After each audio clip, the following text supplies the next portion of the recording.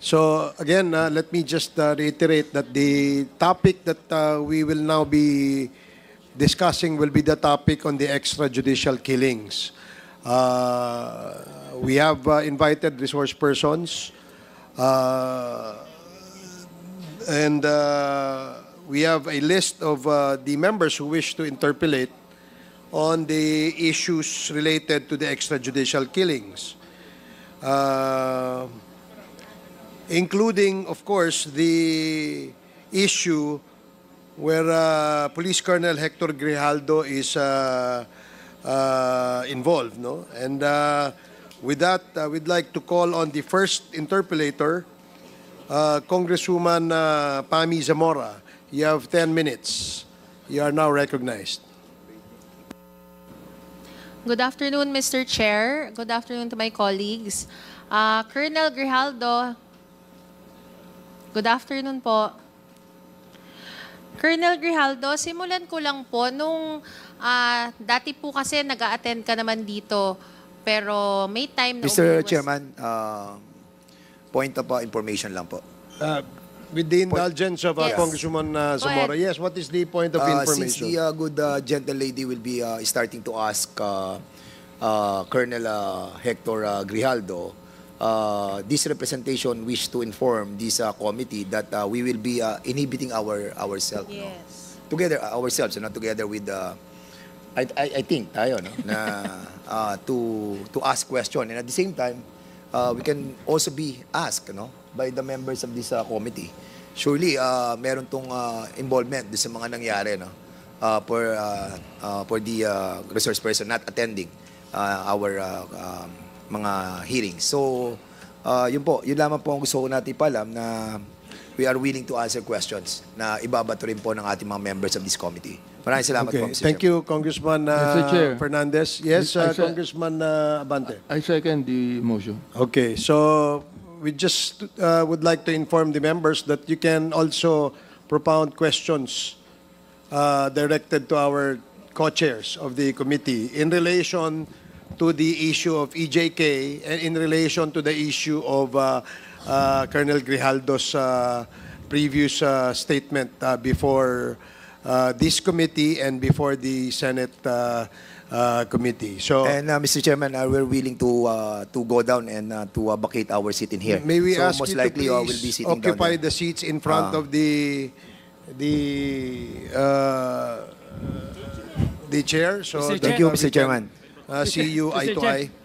Now, Do we thank need you. to ask them to take their whole minute? Before that, can we, Comsec, did Colonel Grijaldo take his oath in the previous hearings already? You already took your oath.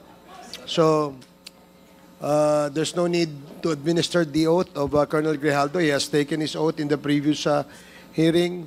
So, may we ask both co-chairs, Congressman Abante and Congressman Dan Fernandez, to occupy the seat in front of this table.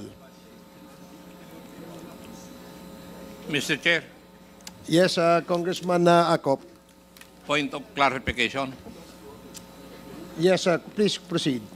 Since our two chairmen already moved that questions should be asked from them, may we request that they also take the oath? And may I know whether we can cite them in contempt if they're found lying? Thank you, Mr. Chair. Well, thank you, Congressman Acop. Let me inform the Honorable Congressman Abante and Fernandez that since you will be one of the resource persons in this hearing today, any member who find you not cooperative or evading questions from this representation and others, there is no prohibition under our rules that we cannot cite you in contempt. So let that be let it be on record, Your Honors. Now, point are of you- clarification, Are you point- comfortable in that? Yeah, seat, yes, yes, sir. Okay. Point of clarification, Yes, what Mr. is Chairman. the May I be clarification? May I be I think, Mr. Chair, informed? sorry, No, I think the witness, I still have the the floor. resource person now has to wait to be recognized. Mr. Chairman, Yeah, I was recognized, Mr. Chairman. Okay. No, really, no joke. What this representation wanted to find out kung what provision of the rules contain yung pong pagte-take po ng oath ng member of this committee who wanted to be a part of the as resource person. Mr. Chairman. Okay, I will wait, hold your horses, gentlemen. Let me ask Congressman Acop to answer that query of Congressman Dan Fernandez. Mr. Chair, I think the two distinguished gentlemen were the ones who volunteered to become resource persons. We did not require them to become resource persons. And therefore, when they volunteered to become resource persons, then our rules regarding resource persons must apply. Thank you, Mr. Chair. I agree, Mr. So Chair. I hope that is clear to the gentleman from Laguna.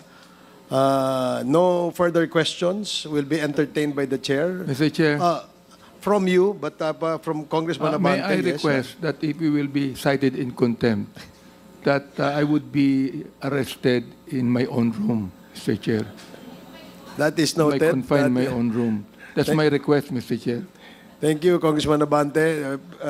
Comsec, please take note of the request of Congressman Abante and Congressman Fernandez. Yes. So, now we will now proceed. So with the explanation of the Vice Chairperson, Romy Acop, this representation submit to the decision of this committee. Maraming salamat po.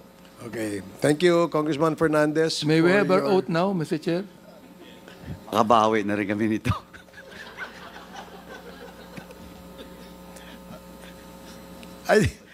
Okay.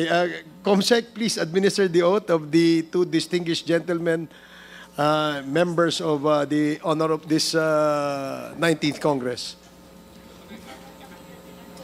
Do you swear to tell the truth, the whole truth, and nothing but the truth in this congressional inquiry, so God may help you?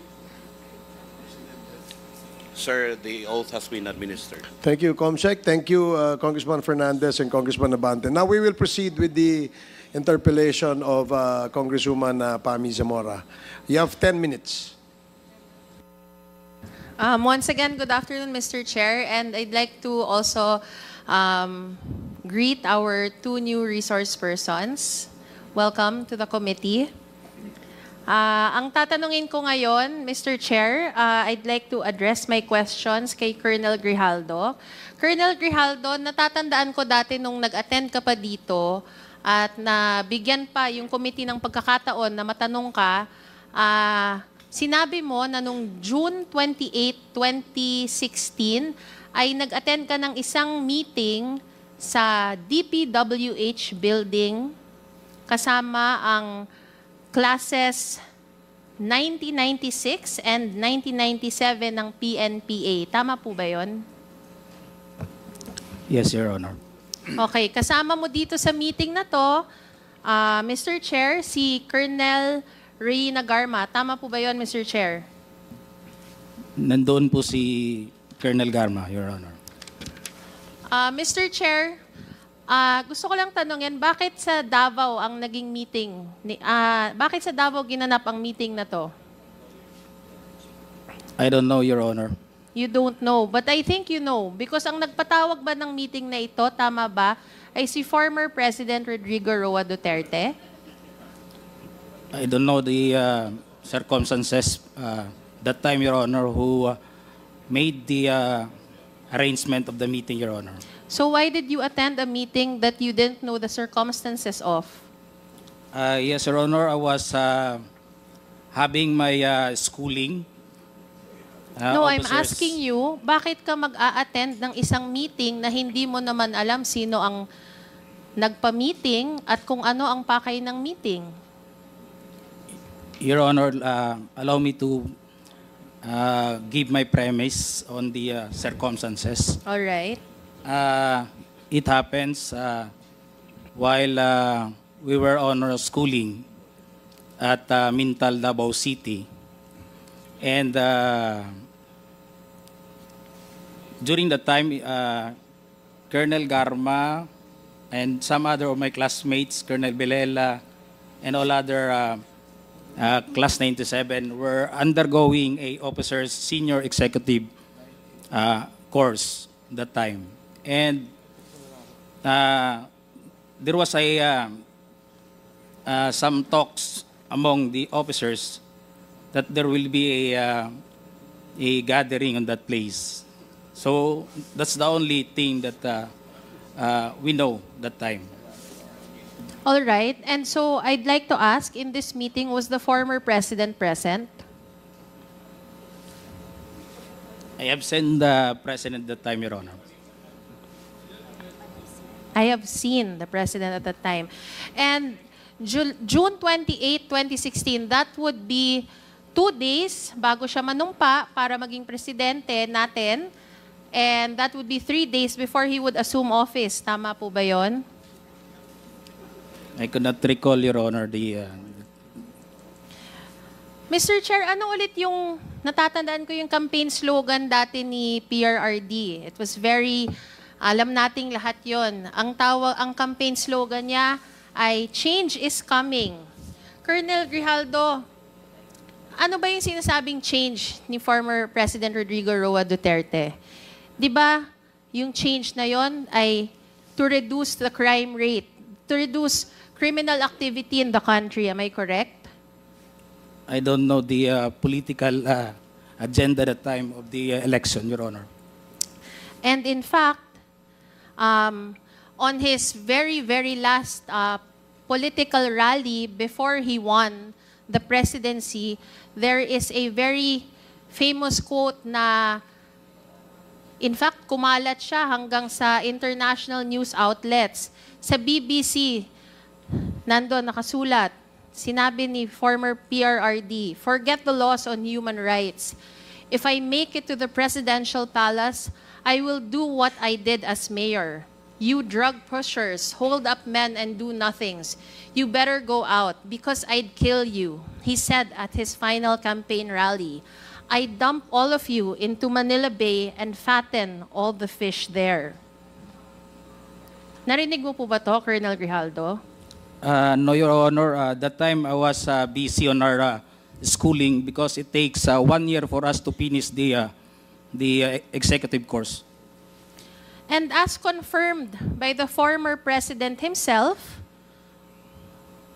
ginawa niya to, kasi dun sa quote na yon na binanggit ko, sinasabi niya, I will do just what I did as mayor. And kinonfirm niya many times na ginawa niya to gamit yung tinatawag niyang Davao Death Squad.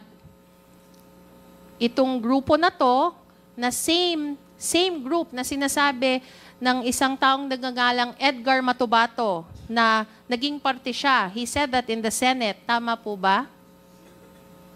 Di ko po alam yung circumstances nung kay Matubato, Your Honor. And this is the same subject also na naging ng affidavit ng isang taong nagngangalang Arturo Las Cañas na umamin ng existence ng DDS, pati na rin sa pagiging former DDS leader niya. And this is the same DDS, Colonel Las Cañas, na tinutukoy ni PRRD sa Senate committee hearing na dinaluhan mo. Am I correct? Yes, Your Honor. And nung sinabi nga niya na I will do just what I did as mayor, ito ay, ang pinatutungkulan niya dito, yung tinatawag na Davao Template. Am I correct? I could not remember what he has stated during the Senate hearing, Your Honor. And bilang ating Pangulo, siya yung Commander-in-Chief ng Philippine National Police. Is that correct? Yes, Your Honor. And in place of the Davao Death Squad, to implement what he said would be his war on drugs, ginamit niya yung PNP, which in my humble opinion is a very great alternative considering na our policemen are not only very well trained but are better equipped to further the cause, to lessen the crime rates in the country. Tama ba? I could not confirm or deny that statement, Your Honor. And bilang member ng Philippine National Police, do you confirm that during his presidency, ito yung naging focus ng kanyang term? Yung pagpapababa ng crime rate sa ating bansa? Ng criminality? It was his policy, Your Honor. And ayon sa testimony rin ni Colonel Ray Nagarma, I believe it was the September 27 hearing, this was the reason kung bakit siya nagpatawag ng meeting doon sa DPWH building sa Davao noong June 28, 2016. For our viewers, mababasa naman natin yung naging conversation ni Chairman Paduano at ni Colonel Ray Nagarma. Dito, inaamin niya na ang napag-usapan doon ay yung Davao template. Having said that, Mr. Chair, ikaw, Colonel Grijaldo, hindi ka sumang-ayon dito. Dahil sabi mo, in the same hearing, nung ikaw na yung tinatanong, sinabi mo na you could not confirm the statement ni Colonel Garma. Am I correct? In fact, I think we can also show the same, the conversation that occurred in that hearing. Yes, Your Honor. It was not been discussed during the time. Sinabi mo na you cannot confirm, sabi mo, I could not confirm that, Mr. Chair, na napag-usapan yon. Yes, Your Honor. Pero tama ba na inaamin mo na nandun ka sa meeting na yon, Colonel Grijaldo? It's not a meeting, Your Honor. I was It's there a just bonding? to be present together with my classmates, Your Honor. So what do we call it? That was a courtesy call, Your Honor, where we're Courtesy call. called together with some of the officers. Okay. But we don't know what is the topic for that meeting or a gathering, Your Honor. So having said that, it's either one of two things, Mr. Chair. Either A, kasi hindi naman pwedeng parehas kayo nagsisinungaling ni Colonel Garma. Sinabi ni Colonel Garma na yun ang napag-usapan, sinasabi mo na hindi yun ang napag-usapan or hindi mo ma-confirm na yun ang napag-usapan. So para sa akin, it's either one of two things. Una, napag-usapan yung Davao template, pero wala ka doon nung napag-usapan yon. Or pangalawa, Mr. Chair, ay nandun ka nung pinag-usapan yung Davao template, pero ayaw mo aminin, kaya sinasabi mo na you cannot confirm this statement because you are under oath, and you still are under oath, and you didn't want to perjure yourself. Am I correct? No, Your Honor.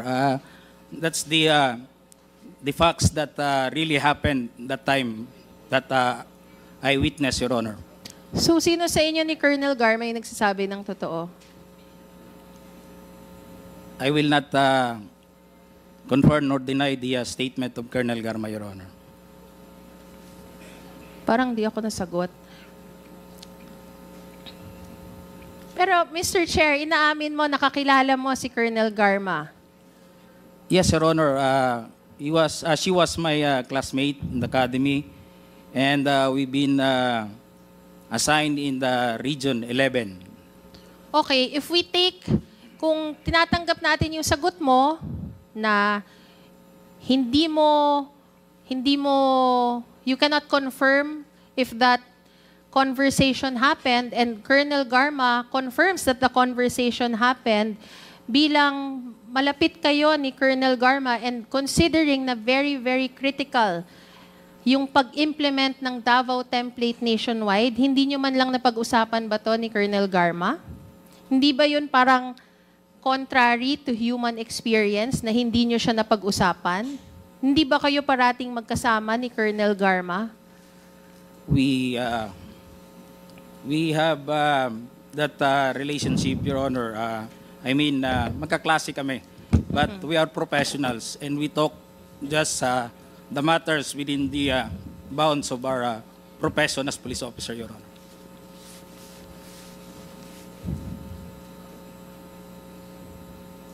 Pero 'di ba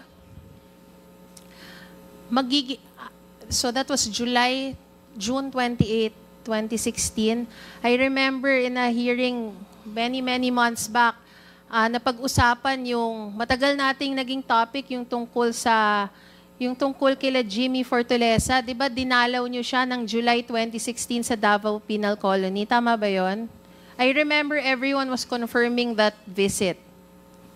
Yes, Your Honor. I confirm that we were there to visit Major Fortaleza, Your Honor. And it was only a few months after that visit na papatayin yung 3 Chinese drug lords under the actions nila Colonel Garma, ni Padilla, si Leonardo, and according to them, they were taking direct orders from no less than the former president himself. Hindi po ba ang naging simula ng Davao Template, Mr. Chair, ay yung pinag-usapan sa meeting nyo noong June 28, 2016? I'm not in privy, Your Honor, what were the discussion between Major Fortaleza and Colonel Garma that time when we visited him at Dapicol, Your Honor. All right. Mr. Chair, it seems that, as evasive as our witness wants to be, I would like to manifest that apart from his history, his long-standing history with Colonel Garma, there are really several instances which would put them in the same places and events which is further evidence of their close work and personal relation. We've also confirmed, Mr. Chair, na una, si Colonel Grijaldo was indeed in attendance sa meeting sa DPWH building noong June 28, 2016. And because of his attendance in this meeting, kahit pa i-deny ni Colonel Grijaldo ito, he was indeed part of the planning of the nationwide implementation of this Davao model, or what we all know as the war on drugs. With this, Mr. Chair, I didn't want to take up all of my time. I yield to the next interpellator. Thank you, Mr. Chair. Thank you, Congresswoman Zamora. The next interpellator is Congressman Zia Adyong. You are recognized. You have 10 minutes. Mr. Chair, I yield to my good friend, the gentleman from Cagayan de Oro, Congressman Lordan. I'll be asking my question later on. I yield my time to Congressman Lordan, Mr. Chair. Okay. Congressman Suwan, you are now recognized. Thank you, Mr. Chair. Colonel Grijaldo. Yes, sir. Good afternoon, sir. Di ba ang lokal po na police ang may responsibilidad na to maintain the peace in their area of jurisdiction? Yes, Your Honor. Which means that they have to be familiar with the place where they are assigned in order for them to be effective, right? Yes, Your Honor. And which means that if anything happens in your area of jurisdiction, you have to be the one to investigate, just like what happened to the assassination of Colonel Barayuga, correct? Yes, Your Honor, but there is a responsible investigation on case, Your Honor, to respond or to conduct investigation in event there is a crime incident, Your Honor. So, as to the assassination of Barayuga, you were the one who is primarily responsible for investigating it. Is it not correct? As part of my command responsibility, Your Honor, I'll take on supervision on my investigator on case for that demise of police. I'm sorry, you were the lead investigator? There is a designated investigation on case, Your Honor. And I'm only supervising, and I could not intervene or influence my investigator on case for that incident, Your Honor. So you mean to say that you are still the supervisor of the investigator of that case? No, there is a we have a organizational chart, Your Honor, and there is a chief of investigation who is sole responsible on all the personnel under his supervision, which is the investigator on case or all investigator under his unit, Your Honor. And overall, in the police station, I am the police supervisor as the chief of police of that place, Your Honor. When were you appointed as chief of police of Mandaluyong City? On the month of July in that time, Your Honor, 2021 or 2021, Your Honor. So you were already the chief of police during the assassination of Barayuga? Yes, Your Honor. How is this investigation started? How do you, such an assassination like what happened with Mr. Barayuga, how is the investigation started?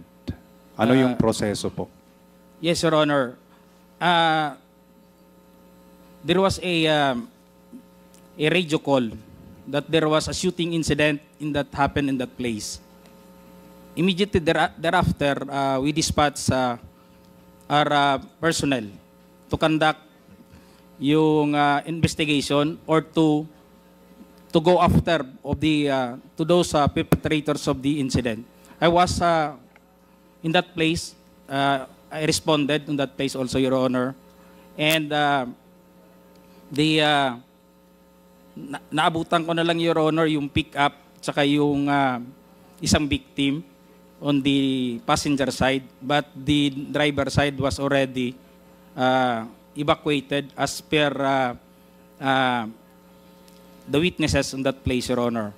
I myself immediately also go to look for any evidence or any thing that na baka may CCTV doon sa lugar, and we called up immediately yung SOCO para ma-preserve yung crime scene, Your Honor. Yun po yung ginawa namin that time, Your Honor. So can you repeat again who handled the investigation? The duty investigator during that time, it was Police Executive Master Sergeant Punsalan, Your Honor. And Police Executive Master Sergeant Punsalan reports to you as the Chief of Police. What do you mean?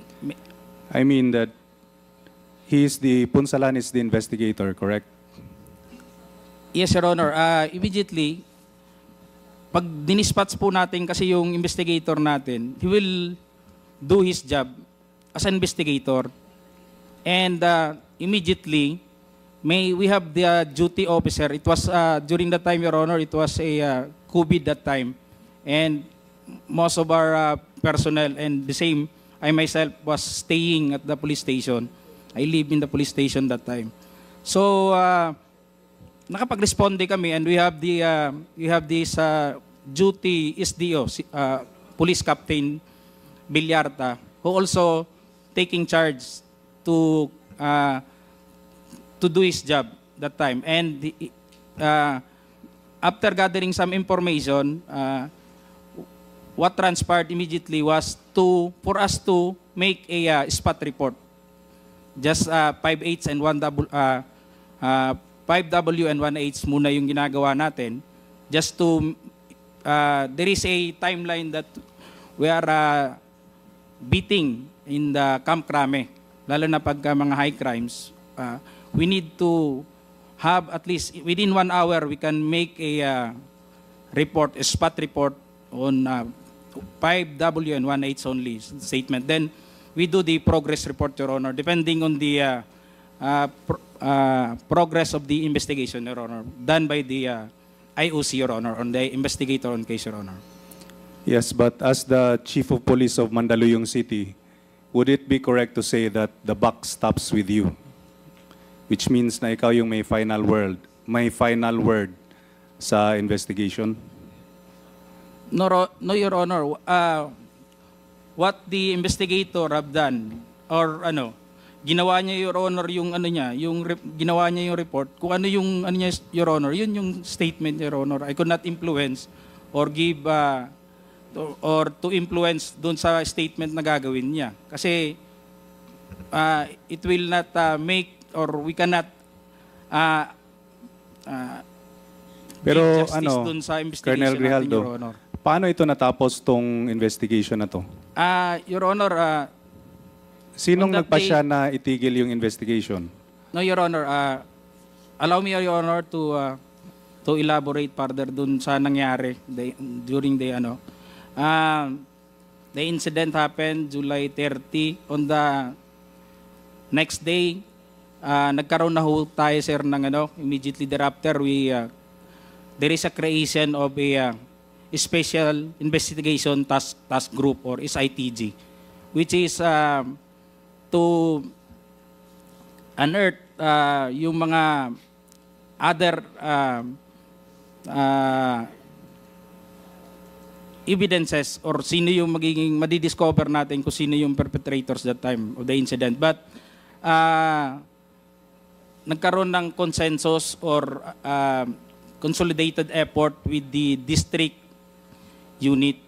So ang nag-assume ng overall control ng investigation is the SITG, Your Honor. And that time, I was just only a member of the SITG, Your Honor. So yung nangyari, parang napunta na yung investigation sa SITG instead of sa iyo.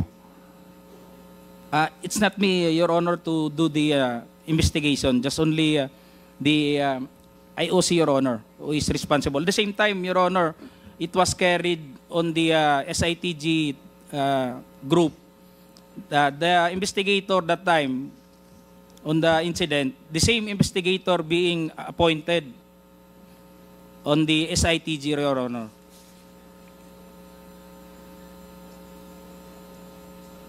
Pero di ba ikaw yung office nyo yung nagsimula ng investigation, so pagkatapos nun, pinasa sa SITG or sa CIDG? Pinasa namin, Your Honor, kung ano yung initial nagawa naming investigation. And the CIDG was then also a part of the SITG, Your Honor. The composition of the SITG is the IOC of the station, I myself also a member,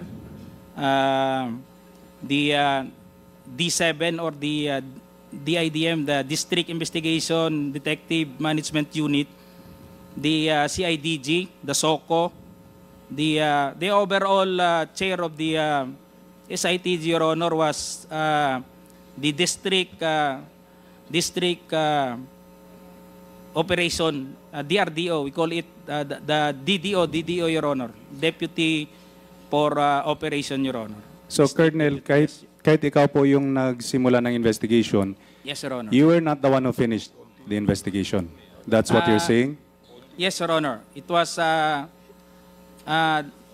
because in SITD, Your Honor, there is a need to compose and to comply within the period of 6 months. If it is not been Pero sold, tingin ko po, Colonel, na parang agad-agad na transfer yung investigation sa SITG. Is this correct? no, Your Honor, it was the district director who take cognizance of the incident, Your Honor. So as just a station commander, Your Honor, I yield to the wisdom of the district director. So that time, you're Your Honor. saying that you did not terminate the investigation, but you yielded the investigation instead to the SITG. The time, yes, Your Honor, there is a continuing effort on the station. I myself, together with other police officer, I give them tasks also to do some efforts. Like I send them to take some affidavits of the security guard on PCSO, the personnel working with General Barayuga, and other witnesses. The vehicle that bumped the. So, that was Colonel, bumped you're the saying pickup that time, Your Honor. with all of these resources that are in your hands or within your reach, binitawan mo pa rin yung investigation at binigay sa SITG. I mean, Your Honor, hindi naman ibig sabihin binitawan. Ibig sabihin, we just give the district the opportunity or for us to have a better in the conduct of investigation, Your Honor, mapabuti kasi ang effort nun marami ng unit Hindi Kasi sa lang yung tingin ko, station. So mas mapapabuti po natin na masolve po yung problema, Your Honor, yung crime na nangyari. normal po ba na, do you usually do this, Colonel, na yung may mga high-profile cases like this one, binibigay agad sa CIDG or sa SITG? Yes, Your Honor, there is a, in the PNP operational manual, there is a creation of SITG. Every time incidents involving, may mga high crimes, Your Honor, assassination, Kasi, or sa tingin ko po, terrorism, parang or whatever. this is very concerning because parang pinapasa mo yung trabaho nyo na dapat ikaw yung gumawa, especially this investigation into the murder of Barayuga. I think that's irregular, Colonel Grijaldo. And gaya ng sinabi mo kanina, yung mga local police yung nasa pinakamagandang position to investigate crimes such as this because they are the ones with the most familiarity with the area. And now you're saying that it is normal procedure for you to just pass it on to the SITG. I find this really concerning and baka may personal na interest ka kung bakit ma-terminate agad yung investigation regarding sa pagpaslang kay Barayuga. Ayon sa PNP National Police, sa Philippine National Police Internal Affairs Service, may ongoing investigation ba regarding this sa pagpatay kay Barayuga? IAS? Your Honor, we've been charged before the Internal Affairs Unit. And So you were charged yes, Your by Honor. the IAS? Yes, Your Honor. We have a administrative complaint for us, Your Honor. I have here with me the charge sheet.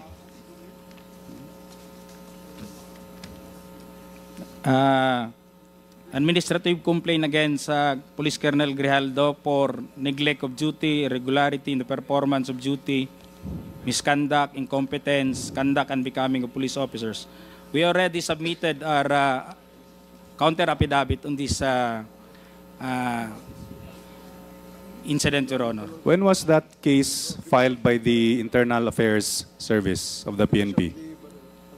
We made to do the counter affidavit, Your Honor, last September, Your Honor.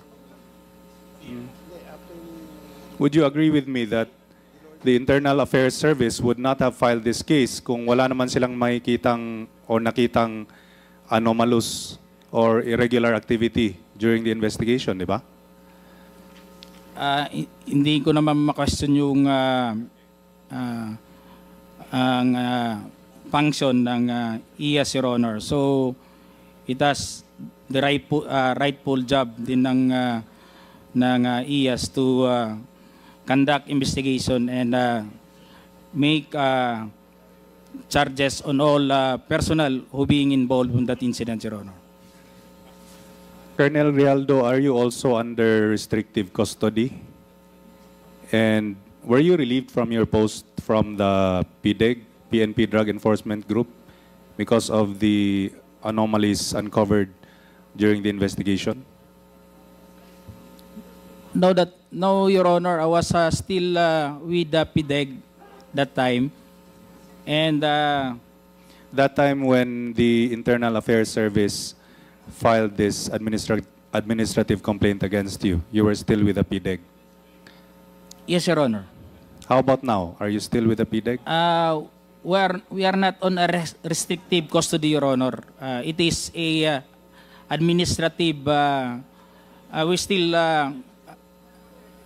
reporting to the PHAW, Your Honor. It is a admin holding unit, Your Honor. Ang kinuha lang po sa amin na ano, Your Honor, is that we don't have a position to perform, Your Honor. At ang mga... So would it be correct to say that you are being investigated right now by the IAS? Yes, Your Honor. We have submitted already our counter affidavit, Your Honor. And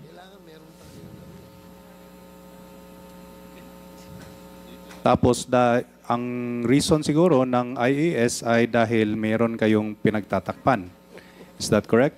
Is that one of the reasons for this investigation by the IAS?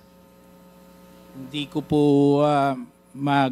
hindi po ako pwedeng mag-assume dun sa investigation. I-preempt natin yung investigation ng IAS, Your Honor, because they are still conducting on the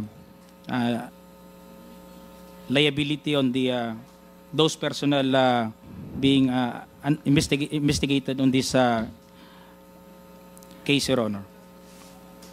Colonel Grijaldo, kilala mo, do you know Colonel David Puklay? Yes, Your Honor.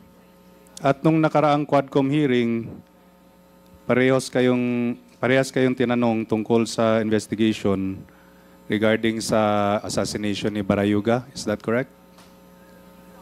Just I could not remember, Your Honor.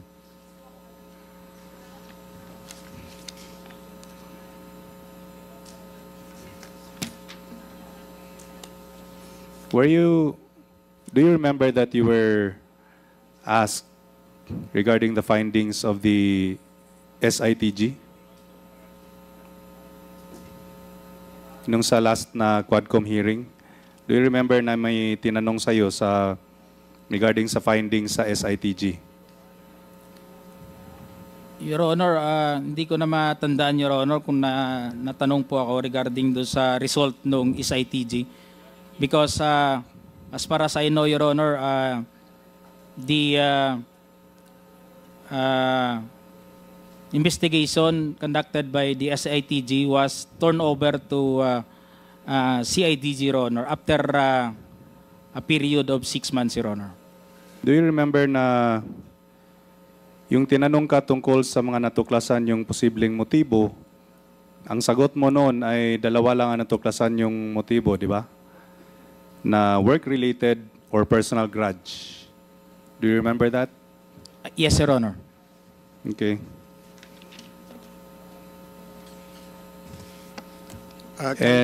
Kindly wrap up, Congressman Son. During the last Quadcom hearing, hindi mo man lang binanggit na meron palang alegasyon na sangkot ng droga, allegedly, si Mr. Barayuga. Yes, Your Honor. I could not confirm that he was involved in the or in the drug list, Your Honor. Yung sinasabi po natin, Your Honor, na kung yung knowledge lang po namin, Your Honor, sa Intel, just confined within our area of jurisdiction, Your Honor. Yung sa investigation report nyo that you submitted, did you include the fact that Mr. Barayuga was part of the watch list, part of the drugs watch list? Hindi ko na po ano yung napag-usapan doon, Your Honor, doon sa wrapping up or the nung nagkaroon na ng Your Honor, yung resolution yung SITG, I was already relieved as Chief of Police of Mandaluyong, Your Honor. Mr. Chair. Just a manifestation, Mr. Chair, because based on this interpellation, it would seem that the witness has a propensity to withhold crucial information, and he always claims that he has no knowledge of the matter, notwithstanding the fact that there is evidence to controvert his statements. And ito ay nakakabahala at posible namang maging hadlang sa ating investigasyon kasi gusto lang talaga natin yung katotohanan. No more questions, Mr. Chair. Thank you, Congressman Suwan. Mr. Chairman. DSJJ, I just would like to ask a very short question to Colonel Grijaldo in relation to the questions asked by Congressman Suwan. Doon ba sa investigasyon nyo, you were the Chief of Police ng Mandaluyong when the Barayuga assassination happened, correct? Yes, sir. And base sa inyong investigasyon sa nangyaring yon, ano ang posibleng motibo sa pagpatay kay kay General Barayuga? Your Honor, hindi na nga po ako na-discuss during the ng SITG report because I was not already that time. On whose orders the SITG was formed? Is it the Chief of Police or somebody higher than you? On the district level, Your Honor. So and who was that? The district director, Your Honor. And he was the district director at that time? Just I could not remember the... Imposible naman, Colonel, hindi mo matandaan yung immediate superior mo. Just I'll check, Your Honor. I'll give you 30 seconds. Please check. Yes, Your Honor. Check ko lang, Your Honor. No, hindi naman kapani-paniwala na hindi mo matandaan kung sino yung superior mo. If you're trying to cover up for someone, do it in the most professional way, so to speak. I don't know if there is really a professional way to do that, but there is some semblance of cover-up.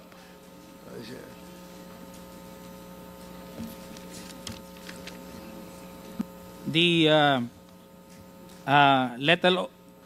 letter order number 1657, the subject matter is the composition of SITG regarding Wesley Barayuga. It was by the command of Police Brigadier General Almasan, Your Honor. General Almasan. Yes, Your Honor. Pagka sinabi bang District Director which covers the area of Mandaluyong, ito ba ay part of the NCR? Yes, Your Honor. Pamarisan, Your Honor. Pasig, Marikina, Eastern po, sir. Yes, sir. So, yes, sir. Eastern. And that time, the Eastern Police District Director was General Almasan, Your Honor. Almasan. Opo, Your Honor. Siya nag-order na mag-create ng SITG. Yes, Your Honor. So, did you not conduct an immediate initial investigation on that assassination incident that happened within your area of jurisdiction? Wala ka bang ginawang investigasyon? Nag-conduct din po kami ng investigation, Your Honor. We were able to get affidavits of those duty that time in PCSO. I was able to extract the CCTV on the fronting the crime scene, Your Honor. So what is shown on TV yung sa side Yeah, Your So Honor. you have There was another- an establishment, Your Honor. Meron kang another video. No, Your Honor. It was only the CCTV that time on the establishment on the side, Your Honor. Okay. Yeah. And what was the finding? What was your findings in your initial investigation? Yung inano namin, Your Honor, yung perpetrators, Your Honor, sinundan namin yun, binacktrack din namin. Umabot hanggang dun sa Guadalupe, yung CCTV ng MMDA, Your Honor. We have taken also CCTV from MMDA. What was the conclusion of your what were your findings? Anong findings nyo? Anong motibo sa pagpatay sa kanya? We were on the personal grudge, Your Honor, and work-related, Your Honor, that time na na-establish namin. Then it was forwarded, Your Honor. It was taken by the SITG already in the Did you district put level. in your report that he was involved in the drugs, or was he involved in the drugs watch list? Did you put that in your report? Just I could not remember, Your Honor, if it was put on record or on the investigation report done by the investigator or the IOC, Your Honor. Sige, I'll yield the floor to Chairman, DSJJ first and then Congressman Adyong. Yes, DSJJ. Congressman Adyong, okay lang. This will be very short lang. Mr. Chairman, I just want to ask for clarification. Why are our two chairmen serving as resource persons to our discussions regarding Colonel Grijaldo? Is it because a certain incident happened? The both Chairman Abante and Chairman Dan Fernandez voluntarily volunteers to be a resource person with regards to the incident. I'd like to invoke my right for self-incrimination, Your Honor. Okay. Although that right is not absolute, Colonel Grijaldo, insofar as those statements were said under oath and minutes of the Senate are public documents. In fact, ang dami pong nakapanood nun. So, we will take your statement as what it is. Yes, Your Honor. Okay.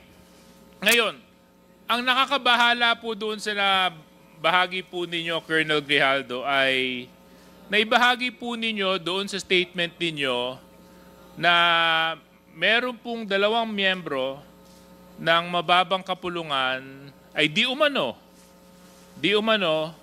ay inudyok ka, kinausap ka, at para pang tinatakot ka na magsabi ng mga bagay tungkol sa issue ng EJK sa Pilipinas. Tama po ba yun?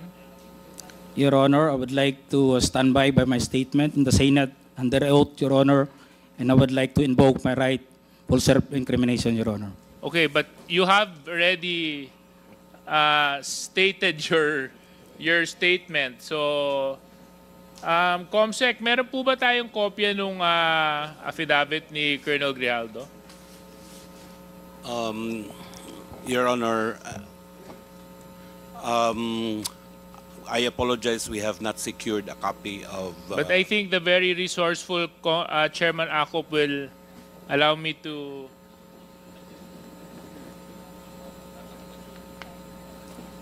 Thank you very much. So, anyway, Colonel Grijaldo, meron po akong kopya ng affidavit nyo.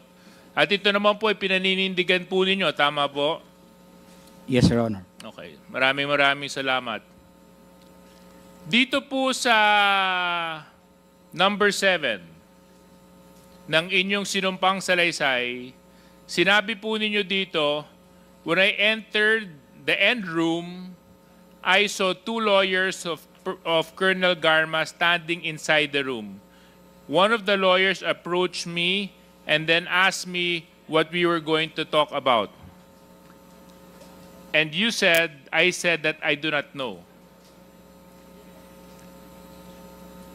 Number 8, after a while, Congressman Dan Fernandez entered the room and he asked me to sit beside him on the right side.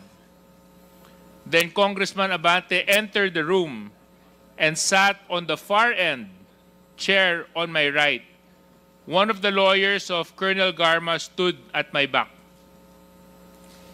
Your Honor, I would stand by my statement Okay, in the so Senate I would under understand. oath, Your Honor, and I invoke my right for self-incrimination, Your Honor. Point of order, Mr. Chairman. Point of order.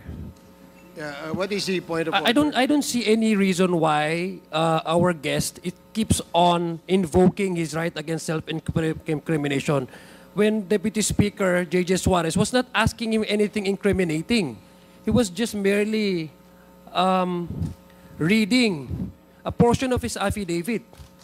So I don't like, Mr. Chair, that this committee, that our resource person may impress upon the public that we are here to corner him and to incriminate him. Please, tigilan mo yan. Hindi naman, Mr. Chair, it's not right to invoking self-incrimination when in fact DSJJ is not asking you any questions but merely reading his affidavit. Baka naman ng message na pinapakita, Mr. Chairman, sa publiko, inaanggulo natin siya dito.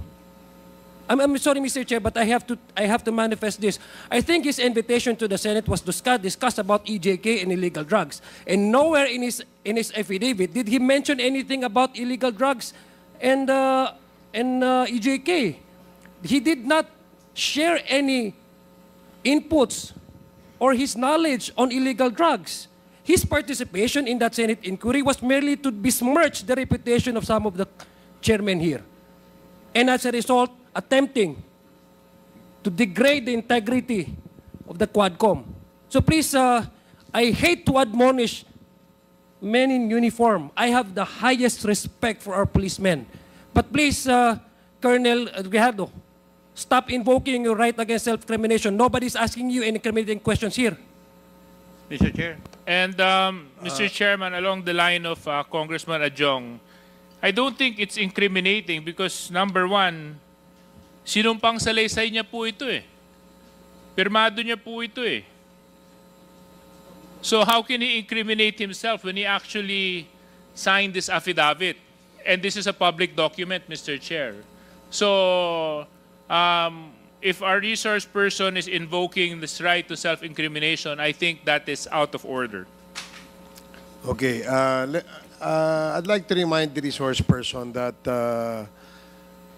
the questions being asked of you are the statements you made in your affidavit.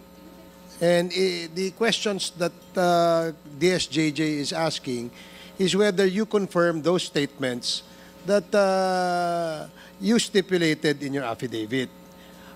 Dahil affidavit, pinirmahan mo yun, there's nothing incriminating no, dun sa tanong ni Congressman J.J. Suarez. So please, answer appropriately the questions being asked by the members. Congressman Acop? Mr. Chair, may we ask the resource person the basis why he is invoking his right against self-incrimination? Yeah, please answer. What is the basis of you invoking the right against self-incrimination?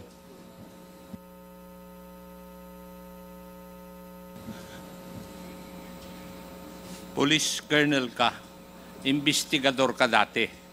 You know the basic rudiments of investigation. Alam mo dapat kung kailan i-invoke yung right against self-incrimination. Di po ba? Kasi nagko-conduct ka ng investigation eh. Now, may I know your legal basis why you are invoking your right against self-incrimination?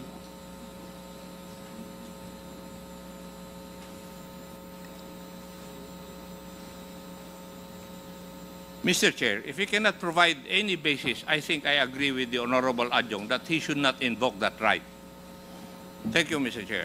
Thank you. I share the sentiment of Congressman Acop. If indeed the resource person cannot explain to this committee why he is invoking his right against self-incriminations in reply or in response to the questions raised by DSJJ Suarez, then I would agree that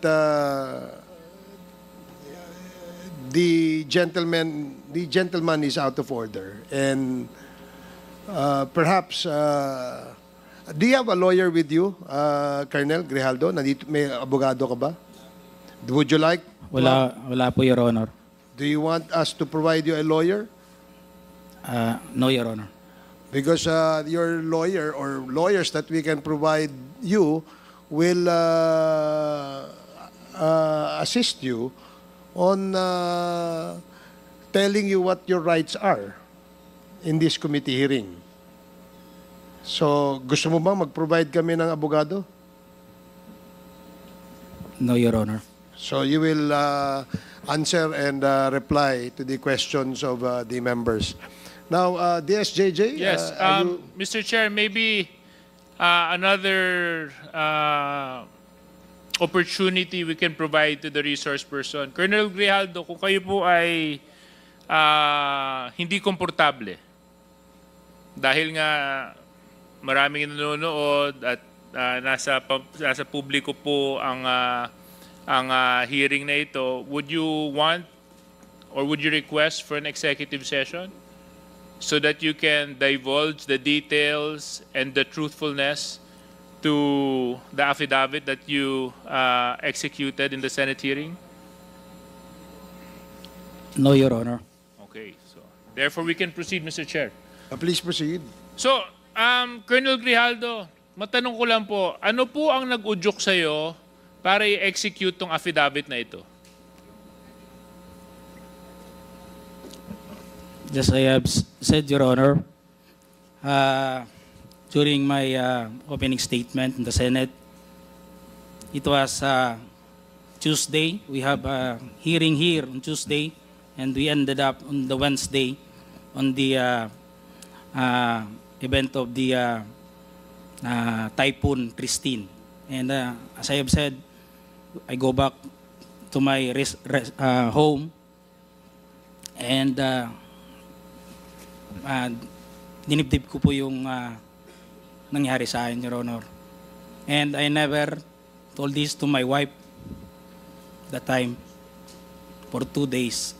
Until such time on the Friday, I was informed by the PIHAW that I'll be attending a Senate hearing.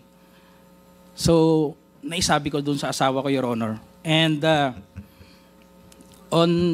nag-a-argue pa kami kasi ayaw niya. Ako kasi gusto ko na may sabi. And sabi ko, we have to go on a Sunday Mass, and we need wisdom for this para mabigyan din tayo ng lakas ng loob para ma-resolve natin sa tayo kasi tayo nag-aaway. Nagkaka-problema. Hindi na rin kami nag-aano nun eh. So on the Sunday, it was on the gospel. Sabi ko, pakinggan natin kung ano man yung masabi ng gospel sa atin that day. And it was a great enlightenment and a wisdom na binigay sa akin, Your Honor. The gospel said that it's not all about the crown, but it is about the cross. It is not about the honor, but it's about the sacrifice. It's not being the first, but being the last. It's not being the great, but being the servant. Sabi ko sa asawa ko, bakit naibigay sa atin to? We have to, and to sum up that, Your Honor, ang sinabi nung pare, sabi niya, it's not about the experience. Because yung experience kasi natin sa buhay, it may be good or bad. But it's all about the lesson learned that time, Your Honor. So I have that courage, and even my wife submitted to my decision. And on the next day, pumunta na po ako yun. Nandun po yun, nag-narrate, ginawa ko po yun, sinulat ko po yun. And it was on that mass that time that it is a Sunday for the PDLs. It was a Sunday for PDLs. Sabi ng pare, we have to give dun sa mga brothers natin na nakukulong. Hindi ko nga akalain na I would be the one also to experience that nung sinabi ng pare. So, that's all, Your Honor. That is all all that happened, Your Honor. Well, you know, oftentimes we need experiences to encourage us and to push us to search for the truth. So I hope this hearing is one of those experiences for you, Colonel Grijaldo. Dahil ang layunin lang naman po natin dito ay hanapin gaano man kahirap ang katotohanan. Yun lang naman po ang hangarin natin. Wala nang iba. At kaya nga po yung dalawa po nating kinatawan na binanggit mo sa affidavit mo ay pansamantalang tumayo at umalis bilang chairman just to show that we are fair in handling this very sensitive issue. Because you made serious accusations in your affidavit, Colonel Grijaldo. And if indeed enlightenment has happened to you when you executed this affidavit, and you mentioned that you stand by your affidavit, so let's test whether or not it is the truth, Colonel Grijaldo. Yes, Your Honor. Okay. As I have said, I will stand by. I am humbled by my experience, Your Honor. I'm with sure this, you're Your Honor, but Mr. Colonel Grijaldo, I will stand by with my statement. You have to understand under oath one thing. in the Senate, Your You have Honor. to understand and I one would like thing to lang po. invoke my One right thing lang po. to self-incrimination, Your Opo, Honor. but you have to understand one thing, Colonel Grijaldo. Okay lang po yun kung para sa'yo. Ang problema ho, ang dami mong dinamay eh. Kung para sa'yo lang yon, hindi sana natin gagawing issue to eh. Ngunit ang idinamay mo dito ay mga taong walang kinalaman o mga inosente. Eh paano naman po sila? Paano naman po yung mga karapatan nila? Paano naman po yung boses nila? Paano naman yung katotohanan nila? Hindi pa po natin sila pahahalagahan dahil panghahawakan lang natin yung sinabi mong enlightenment mo? But they have their own rights too, Colonel Grijaldo. So, Colonel Grijaldo, siguro wag na tayong paligoy-ligoy pa. With the permission of Mr. Chairman, Colonel Grijaldo, you made some serious accusations here. In fact, so serious that it was even carried by our media news for almost a week, 2 weeks. And because of your accusations, you've tarnished the very reputation and integrity of the committee and the House of Representatives. Things that I will not allow dahil ito pong posisyon na inuupuan namin, ay ito po ay posisyon ng tiwala na ipinagkaloob sa amin ng taong nagtitiwala sa amin. At kailanman hindi ako papayag na may mga tao na magdudungis at magtatapon ng kasinungalingan para sirain ang integridad ng trabaho ng House of Representatives at syempre ng komitibang ito. So Colonel Grijaldo, sinabi mo po dito sa inyong sinumpang salaysay that you were persuaded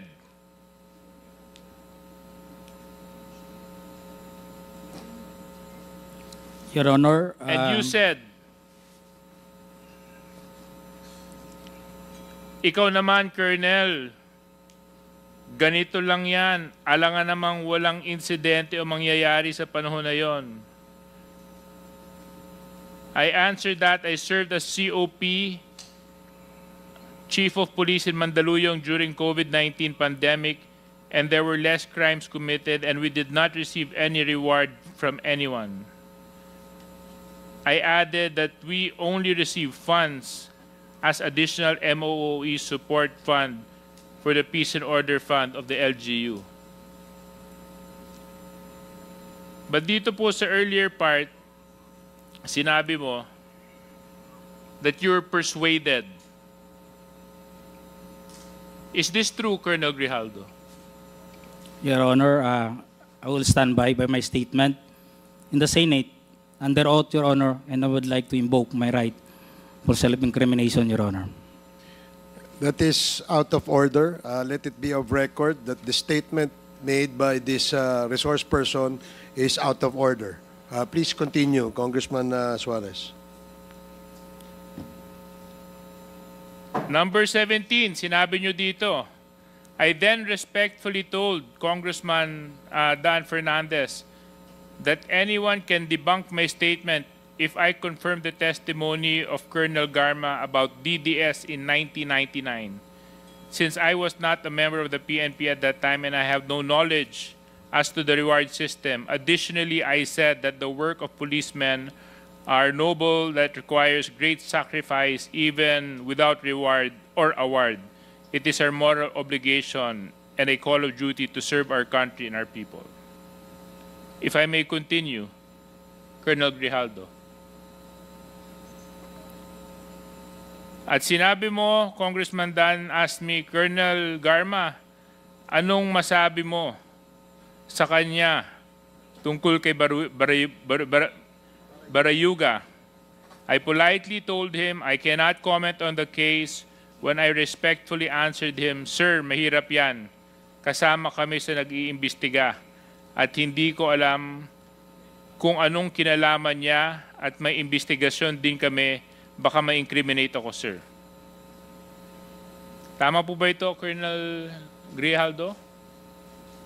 Your Honor, yes or no lang po, I will stand by my statement in the Senate under oath, Your Honor, and I would like to invoke my right for self-incrimination, Your Honor. Again, the resource person is out of order, and let it be of record that he is continuously disrespecting this committee by refusing to answer appropriately to the questions propounded by the member.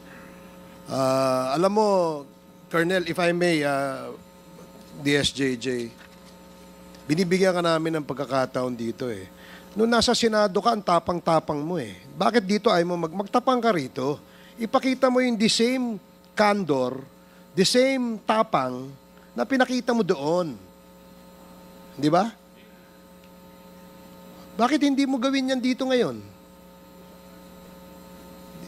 Nagtatago ka sa likod ng right against self-incrimination eh. Tinatanong sa'yo, relevant question. Matapang ka lang doon sa Senado kasi may kakampi ka. Dito ka magpakita ng tapang mo. Hindi yung nandoon ka lang. Alam mo, ang mahirap kasi sa'yo, gusto lang nating malaman ang katotohanan sa likod nito. Ang dami mo ng ginawa eh. Dinamay mo pa yung mga kasama na, hindi dahil sa kasama namin sila, kundi hindi tama ang nangyari at ginawa mo.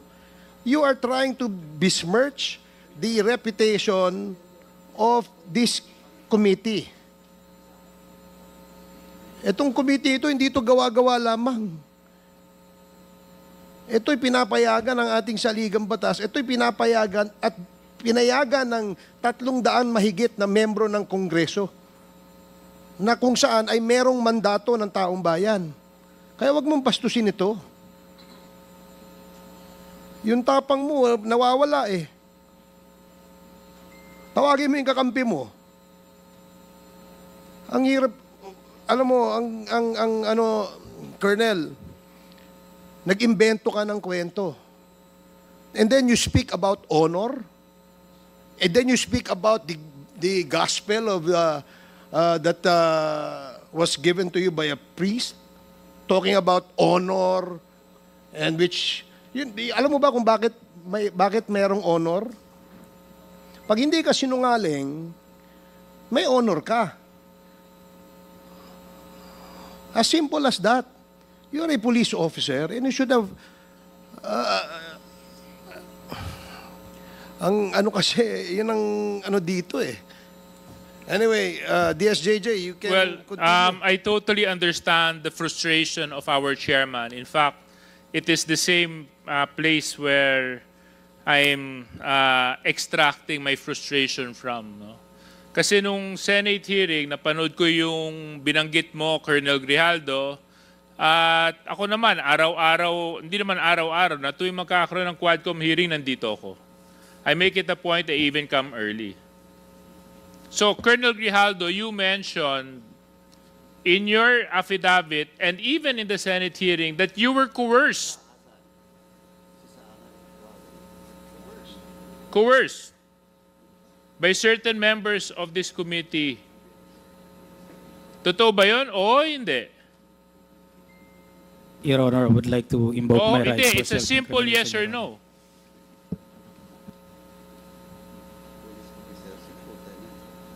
Mr. Chairman.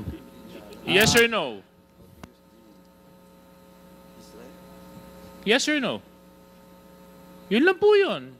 Sabi mo, truth, di ba? Your Honor, Sabi I would mo, like to invoke my enlightenment, right di ba? to self-incrimination, Your Di ba Honor. sinabi mo, gospel truth, di ba? When you talk of God, there's only right and wrong. There's nothing in between. You want to talk about honor, Colonel Grijaldo? Kung gusto mo, Colonel Grijaldo, mag-usap tayo tungkol sa integridad ng isang tao, eh ang pagsabi ng katotohanan is the simplest way to show honor. Na hindi ka nagtatago at hindi ka nagsisinungaling. Kasi we're talking about serious issues here, Colonel Grijaldo.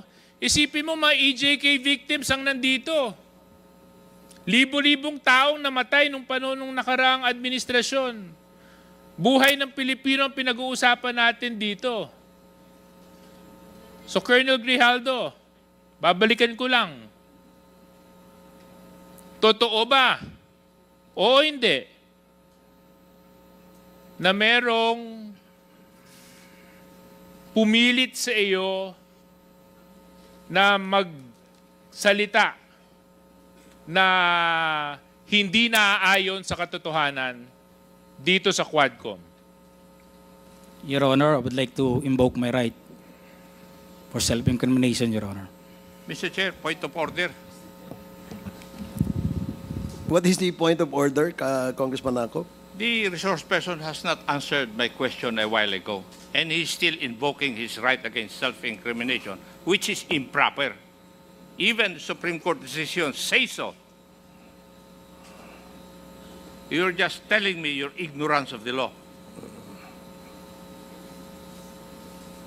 You cannot invoke your right against self-incrimination. Tell me if you have a criminal case against you regarding this issue. Galing ako sa serbisyo, iho, pero nakakahiya ka. Thank you, Mr. Chair. Pag ako na magtatanong, Thank you. sasagot ka. Dahil isasite kita in contempt again. Thank you, Congressman Sir Chair. Ako. Sir Chair, just a quick I'm surprised why he became an officer. Yes, just want to... Are you done, DSJJ? Just a last point lang, Mr. Chair, kay Colonel Grijaldo. Before Congressman Adjong, I know naman may good friend is very generous with his time. Colonel Grijaldo, sa maraming pagkakataon na inimbitahan ka ng Quadcom, pagkatapos mo magsalita sa Senate, hindi ka nagpakita. At ang dinadahilan mo ay meron kang left shoulder injury. Tama po ba yun? Yes, Your Honor. Was that incriminating, Colonel Grijaldo? Was that answer to your shoulder incriminating? Hindi naman, di ba? Ang dinadahilan nyo, kaya hindi kayo nakakadalo, dahil maya't maya po kayo ipinapasok sa Pasig Hospital dahil nag-undergo po kayo ng therapy sa inyong kaliwang balikat. Tama po ba yon, Colonel Grijaldo?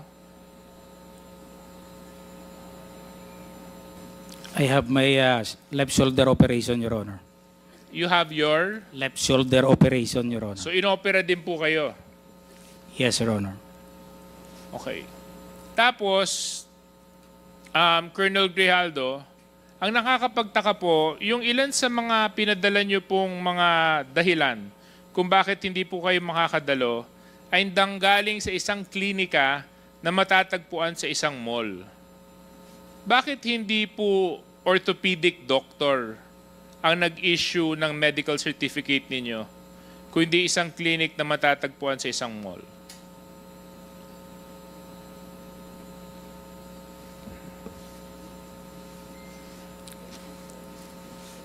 The doctor who operated me, Your Honor, is a professional, Your Honor.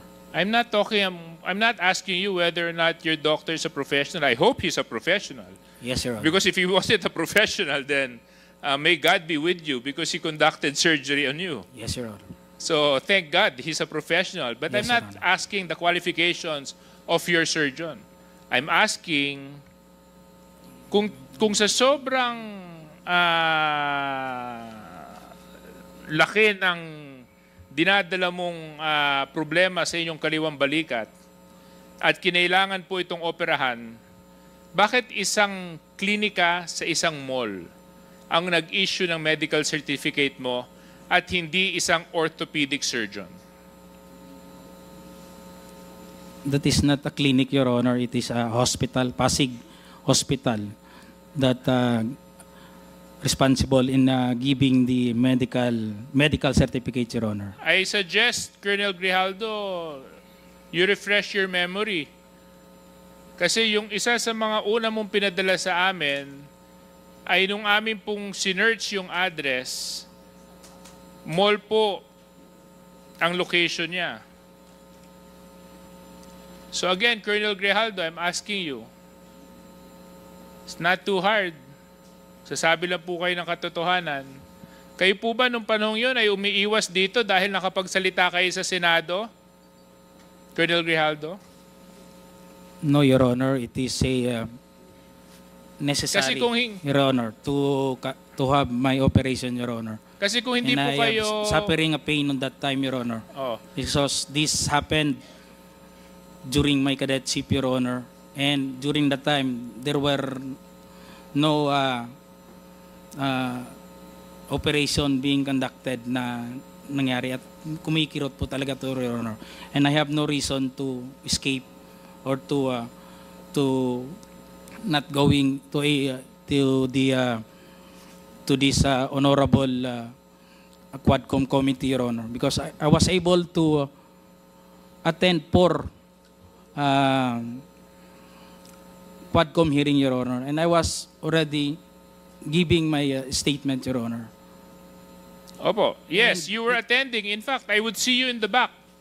Kaya nga nagulat ako nung nakapagsalita ka ng mga hindi makatarungang mga statements at nakapagbitaw ka sa Senado nung nagkaroon ng hearing doon. Nagulat na lang po ako pagkatapos niyo po magsalita doon, bigla na lang po naging unavailable na kayo. Bigla na lang sumakit ang balikat ninyo. At bigla na lang kinailangan na maoperahan ang balikat ninyo. It may, Your Honor, it will incur considerable amount, Your Honor, for the payment of the operation. And I'm still contemplating to find money for that operation, Your Honor. And I was been confined on that hospital. The option was given was to relieve the pain, was only to have therapy. And I asked the doctor for that period na hindi pa ako maka-attend na sabi ko, i-therapy lang muna, Doc. Then, kung makapag-produce na ako ng considerable amount for the payment of the operation, alam mo, Colonel Grijaldo, I will submit for an operation, Your Honor. Kayo po ay isang police officer. Kung nandito lang sana si Congressman P.M. Vargas, sasabihin niya po sa iyo, papakita niya yung 2 tornilyo niya sa balikat niya. At sinabi niya, pagkatapos po ng operahan siya at lagyan ng tornilyo sa balikat, kinabukasan nagtrabaho na po siya. Kaya yung sinasabi po ninyong konting dislocation at konting operation at naging dahilan para hindi po mag-attend sa mga Quadcom hearings, medyo nakakapagtaka po yun. So anyway, Mr. Chair, I would give my time and to the other interpellators, I would just like, Mr. Chair, to request na sana matapos na po natin itong topic ni Grijaldo and the two Kongs so that we can move forward with the other EJK issues. Because it's something that we need to resolve immediately so that we can benefit from the wisdom of Congressman Benny Abante as chairman and to whatever Congressman Dan Fernandez can contribute to Quadcom, Mr. Chair. Okay, thank you, Congressman Suarez. The next to interpolate is Congressman Adyong. You have 10 minutes. Thank you very much, Mr. Chair. It will not take me 10 minutes to ask my question. In fact, this is a follow-up immediately after the question of Congressman Lord Dansuan. Just to zero in on the issue of why it took for the district police to create the Special Investigation Task Force. Kasi doon po yung nag-intriga sa akin. Tama po ba, I will not discuss anything about your affidavit, Colonel. Just want to ask you straight questions, and I hope you will not invoke your right against self-incrimination. Now, is it correct that when the Barayuga murder happened, that was during your time as the chief of the Mandaluyong City Police? Yes, Your Honor. And immediately after, when the murder took place, on the same day, you all immediately conducted an investigation. Is it correct? Yes, Your Honor. And sino yung head ng investigative team na ito? Kasi parang hindi ho kayo, sabi niyo po sa committee ito, ay hindi kayo yung directly na nag-imbestiga, but you rather form a team and you had assigned or delegated someone in your office or in your police district to handle the investigation. Tama po ba? Sino yun? No, Your Honor. It is the duty investigation because we are on a duty basis, Your Honor. Every day there is a duty investigator to be available in any incident happen to respond for that. So makatuwid, you're in the office, you ordered, and there's a duty investigation, meaning sila yung nag-respond doon sa crime scene, sila yung nag-collect ng mga, kung ano man yung mga ebidensya na makokolekta nila. You mentioned also about CCTV, at sila yung gumawa ng report na yon at binigay sa iyo. Tama po ba? Yes, Your Honor. It was the duty SDO, Your Honor, to make a report to the district, Your Honor, because we are on a hierarchy, Your Honor. No. I'm asking you, Colonel, from the very start, gusto ko lang maintindihan yung regular process of investigation. So nangyari itong krimen, pak, pinatay. Nakita natin yung video, yes, di ba? Sir. May bumarel, na may assailant unidentified, di ba? So pumunta doon yung mga tao mo, sila yung nagkolekta, I don't know, pumunta ba ang SOCO, nagkolekta sila ng mga ebidensya, and then yung kinakolekt nila, nireport nila, sinubmit nila sa'yo. Tama ba yung aking pagkakaintindi yung proseso? The spot report, Your Honor, is given to the duty SDO, Your Honor. Okay, so the spot report, hindi pa tapos yan, hindi pa conclusive, hindi ba? Only relevant information, the 5W and 1H, Your Honor. Oo. And then immediately, it will be sent through to the operation of the district Not unit. directly to you? No, Your Honor. Why? Because we have some delegated officer that time, Your Honor, responsible to send the report, Your Honor. So in terms of hierarchy, Mr. Chair, just want to be clarified. In terms of hierarchy, you're the chief of Mandaluyong City Police. Yes, Your Honor. Before it reaches a much higher level, it has to go pass through your office, hindi ba? Minsan kasi, Your Honor, pagka chief of police ka, Your Honor, you have to supervise only. There is a duty SDO and a duty investigator. So sila yung nag-aano po ng report, Your Honor, and they just inform me about the incident. But at that time, Your Honor, I was there also in the incident. So just to read on the report being submitted, to be submitted to the district level. So Your Honor. do you mean to say that all of the murder cases that are being investigated ay nagka-create sila ng Special Investigation Task Force na diretso sila sa district na hindi na sila pupunta sa iyo? Is that what you're telling us? Hindi naman lahat ng murder cases, Your Honor, nagkakaroon ng SITG. What made the Barayuga case Because did you request for the creation of special investigative task force? Because I don't medyo nahihirapan kong intindihin kasi kayo po yung police chief, hindi ba? So everything that happens in your territory or area of jurisdiction, it must pass through to you before it reaches a much higher level. Yes, Tama Your po. Honor. Is that, Yes, Your Honor. Tama po yung aking Yes, Your pagkakaintindi. No. Itong Barayuga murder case, supposedly, ang frontline, of course, I give it to you. Ang pupunta talaga dyan ay yung mga unang magre-responde, mag-iimbestiga. Diba? Hindi naman necessarily ang police mismo, chief of police. Kasi sa laki ng area of jurisdiction mo, hindi naman lahat ng barangay dyan o kung saan mismo nangyari ang murder, halimbawa, yung crime of sin, pupuntahan mo, tama po yun. Hindi naman hukaya yun. Yes, That's why Your you have to delegate. Yes. Now, but before it reaches the level of, say, for example, district office, it must pass through to you. Di Yes, ba? Your Honor. Yes, Tama. Your Honor. So yun ang gusto ko maintindihan. Is this a regular occurrence? Like every murder case, meron ay nagka-create kayo ng special investigation task force? May determination, Your Honor. Okay, what are the determination? What made this involving- Barayuga case so unique in a sense that it has to create a special investigation task force? Because, Mr. Chairman, to me, the impression is that parang it was taken from you, the investigation. So what made the Barayuga murder case a special case for the district level to take jurisdiction over the investigation of this case? On our PNP manual, Your Honor, there is a qualification in order for a case to be or subjected to SITG. That time, it is a government official and a high profile yung naging victim ng crime. Is it also part of the reason why the much higher hierarchy or office to take over doon sa mga cases of investigation when there's also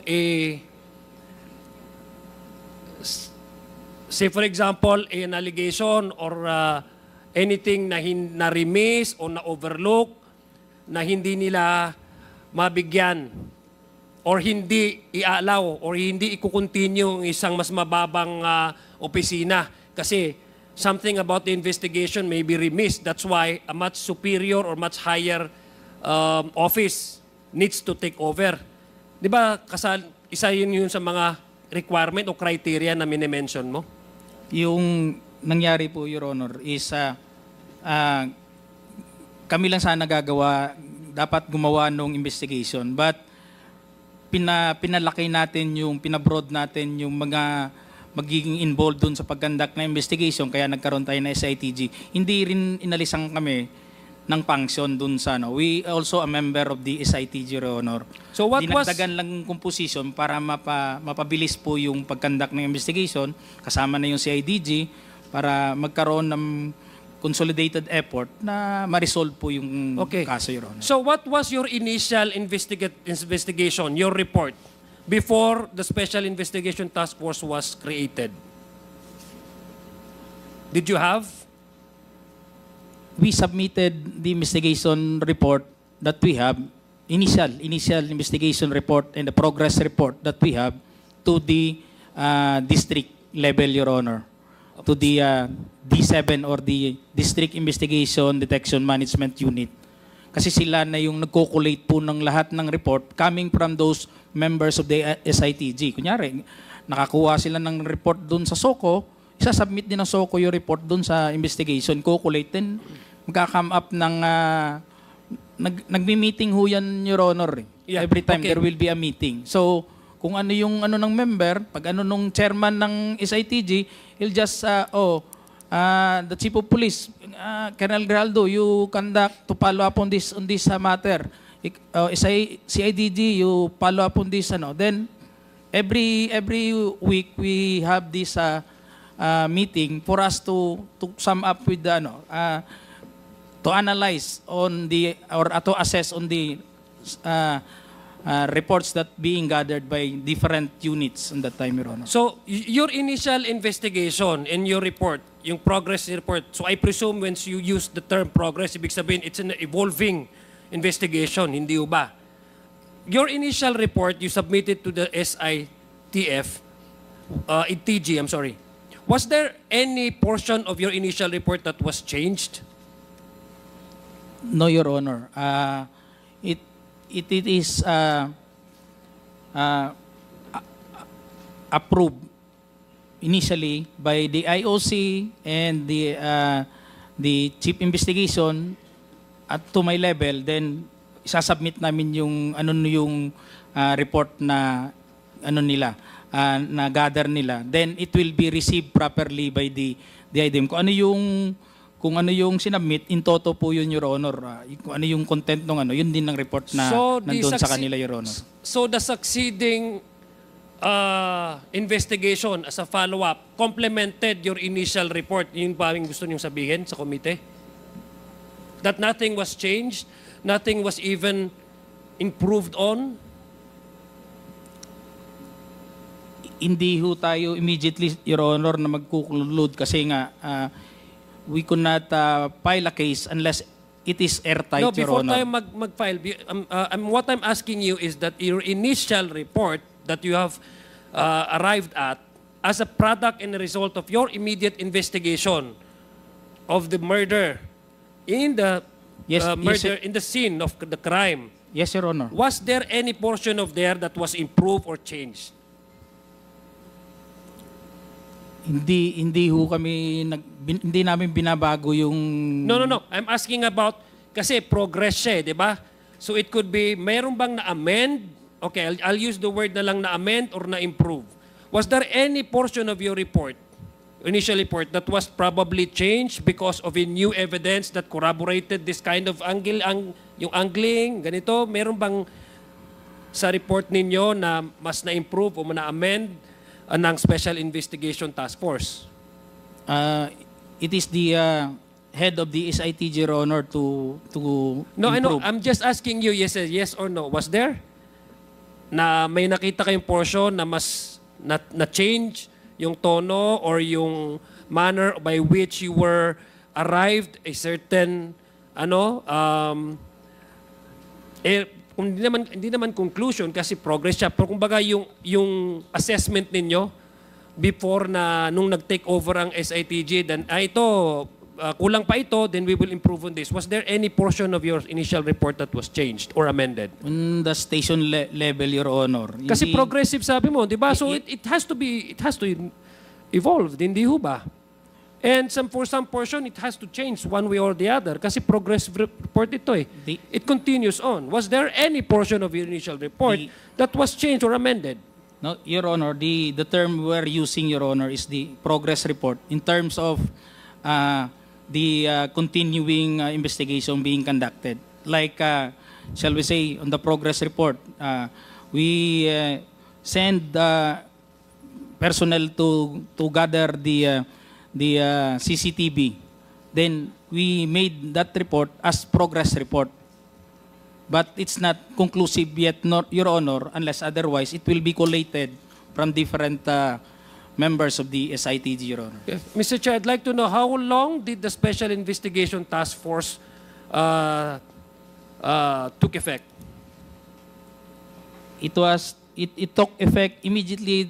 How long the duration of the investigation? To have a resolution of the SITG, it needs 6 months, Your Honor. Then, if it is not been resolved, it will be turned over to the CIDG as a cold case, Your Honor. So, six months itong ginawa, yung effectivity ng Special Investigation Task Force. Yes, Your Honor. It was terminated after 6 months, Your Honor. How long did you conduct the investigation from your level before the creation of the Special Investigation Task Force? I think it takes 3 months on our station level, Your Honor. But it is continuing, Your Honor, because there is a IOC. No. How long was your initial investigation operated from your level?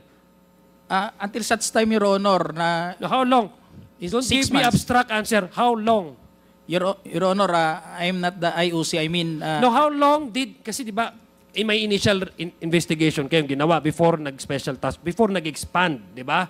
Kasi naging task force na eh. Sabi mo, pumasok ng iba-ibang agency. How long did you first took jurisdiction of the investigation prior to the expansion of the investigative body? How long? Your Honor, hindi naman kami tinanggal dun sa pagkandak na I investigation. know, hindi kayo nga tinanggal. But it was Yung kayo pa, yung wala pang other agencies na nag-investigate, how long? Kayo nag-imbestiga?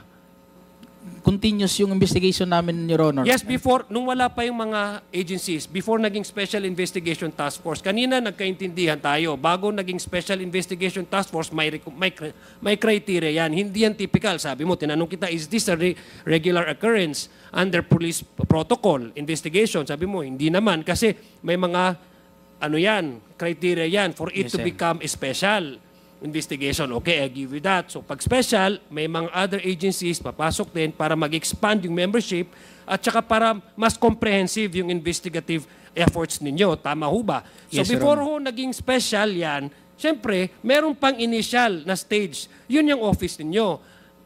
Bago ho pumasok yung ibang agencies, ilang buwan po kayo, ilang weeks, o ilang taon kayo nag-imbestiga? Yun ang gusto kong malaman. Your Honor, that time, it happens July 30. And on the next day, there was already a SITG on the July 31. May order po kaagad na... Meron ng magkaroon ng order SITG. kaagad? Yes, Your Honor. Na kailangan mag-expand. Yes, Your Honor. Okay, sige. Mr. Chair, gusto kong malaman, Mr. Chair, I'd like to ask our...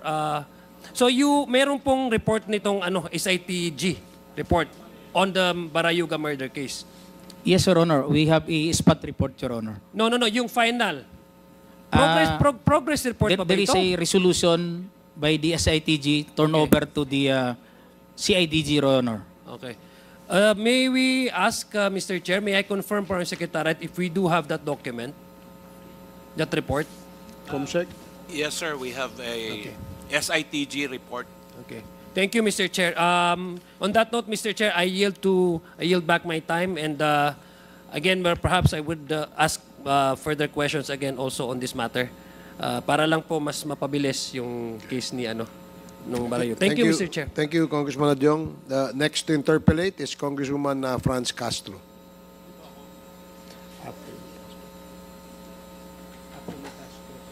Mr. Chair, wala pa akong tanong kay Colonel Grijaldo sa other resource Yes, person po. they are all resource persons under the Okay, topic so- of extrajudicial killing. So Okay, thank you, Mr. we Chair. we can still go back to Colonel Grijaldo later if you wish. Mr. Chair, may tanong po ako kay Dr.